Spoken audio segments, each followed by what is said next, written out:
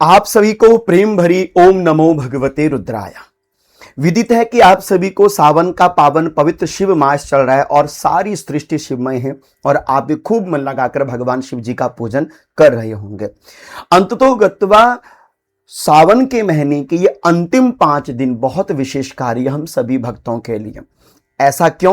क्योंकि कई भक्त ऐसे होते हैं जो पूरे सावन के महीने में किसी व्यस्तता के कारण कुछ विशेष कार्य नहीं कर पाते अथवा कुछ करना चाहते होते तो नहीं हो पाता है। अंततो गत्वा महादेव की कृपा से सावन समाप्त होने से पहले पहले, सावन का विश्राम होने से पहले पहले, यदि सावन के अंतिम 5 दिनों में भी यदि आप इन 5 कार्यों को कर लें तो भगवान शिव की कृपा, मेरे महादेव की कृपा आपके ऊपर सदैव बनी रहेंगी। बहुत बड़े हृदय वाले हैं मेरे महादेव। धरती का सबसे प्यारा शब्द है मां और संसार की सबसे प्यारी पूजा है भगवान शिव की। इस बात को ध्यान में रखकर सावन के अंतिम इन 5 दिनों में ये विशेष कार्य कर लीजिएगा। 5 दिन कब से प्रारंभ होंगे? अंतिम 24 अगस्त दिन सोमवार, जो सावन का अंतिम सोमवार होगा।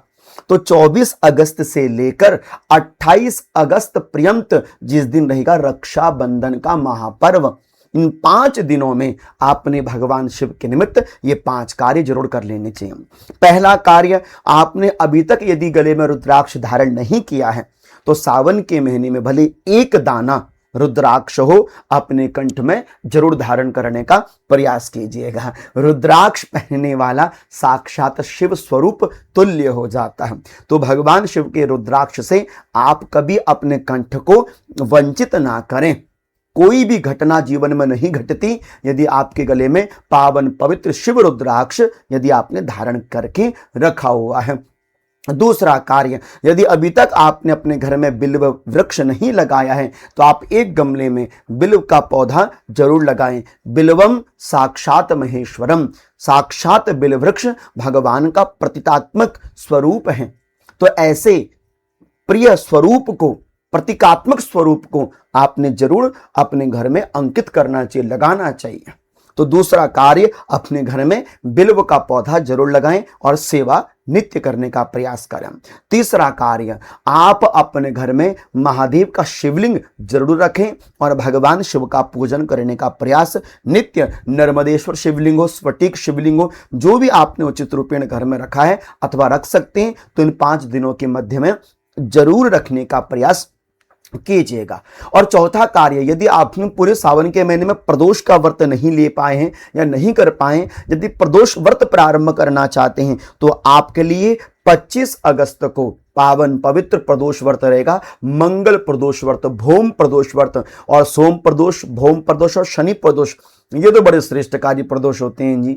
और मंगल प्रदोष तो वस्तुतः जैसे धन से संबंधित परेशानियां हैं उनका भी निराकरण, कोई प्रॉपर्टी से जुड़ा हुआ कार्य करता उनके लिए भी भौम प्रदोष व्रत बड़ा लाभकारी, बड़ा सिद्धकारी रहता है। तो आप भौम प्रदोष व्रत करने का प्रयास करें। और हाँ, सावन के महीने में कई भक्तों से मिट्टी के लिंग नहीं बन पाते हैं, जिसे हम कहते हैं पार्थिव लिंगेश्वर।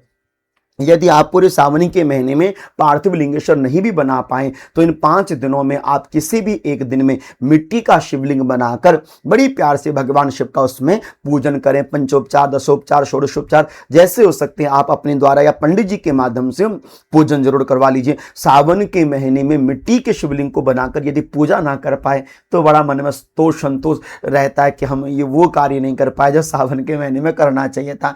तो पार्थिव लिंगेश्वर निर्मित करके आप अवश्य में शिव पूजन करने का प्रयास कीजिएगा। और देखिएगा सावन के महीने में 5वां और सबसे श्रेष्ठ कार्य क्या रहना चाहिए?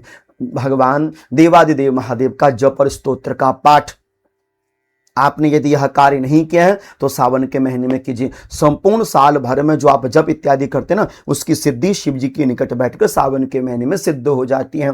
आपका सावन हरा भरा हो, इसलिए आप शिव मंत्र का जाप, शिव स्तोत्र का पाठ जरूर करने का प्रयास कीजिएगा। नाना प्रकार के पुष्पों से आप भगवान शिव का पूजन इन 5 दिनों में करने का प्रयास कीजिएगा। नाना अन्नों से, गेहूं से, आप मूंग की दाल से, उड़द की दाल से, चने की दाल से, गेहूं से, धान ध्यान से भगवान शिव का पूजन जरूर करने का प्रयास कीजिएगा। अष्टोत्तर शत कम से कम 108 प्रकार का 108 दाने जौ गेहूं इत्यादि के बनाकर, तिल के बनाकर, दुर्वा के बनाकर, बिल्व पत्र के बनाकर भगवान शिव जी में चढ़ाने का प्रयास कीजिएगा। और भगवान शिव को एक बेल पत्र की माला और एक हो सके तो आंकड़े के पुष्पों की माला आप महादेव को इन 5 दिनों के अंदर अर्पित कर सकते हैं।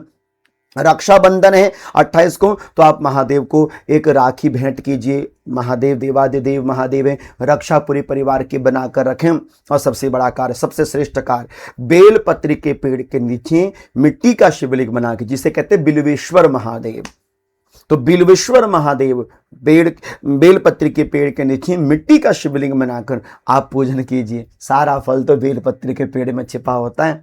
और सावन के महीने में तो बेलपत्री के पेड़ को देवता लोग जगड़ के बैठे होते हैं, छोड़ेंगे नहीं। और वहीं पर ही देवी देवता वास करते हैं, वहीं पर लक्ष्मी वास करती हैं, वहीं पर ही दीपदान कीजिए, वहीं पर ही मिट्टी का शिवलिंग बनाइए, वहीं पर ही श्री सूक्तम का पाठ कीजिए, वहीं पर ही आप मंत्र का जप कीजिए। आहा, बेलपत्री तो साक्षात इस संसार का जीता जागता भगवत स्वरूप, भगवान शिव का स्वरूप है। तो बेलपत्री के पेड़ के नीचे बैठकर आप पूजन कीजिए। बिल्वेश्वर महादेव के शिवलिंग की स्थापना कर रखिए, आप महादेव का पूजन करने का प्रयास कीजिए।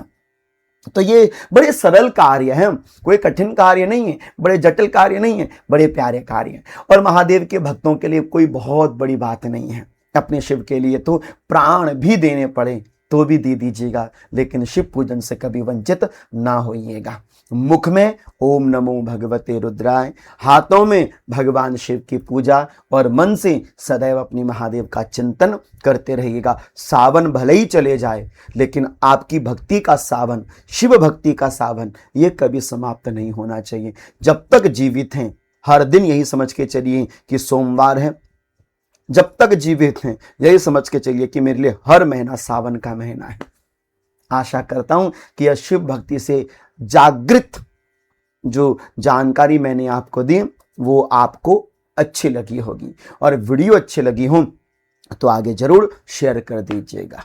ठीक है, रुद्राक्ष से लेकर दीपदान तक सारे कार्य आप इन 5 दिनों में जरूर करिएगा। आप सभी को प्रणाम, वंदन, प्रेम भरी आप सभी को ओम नमो भगवते रुद्राय।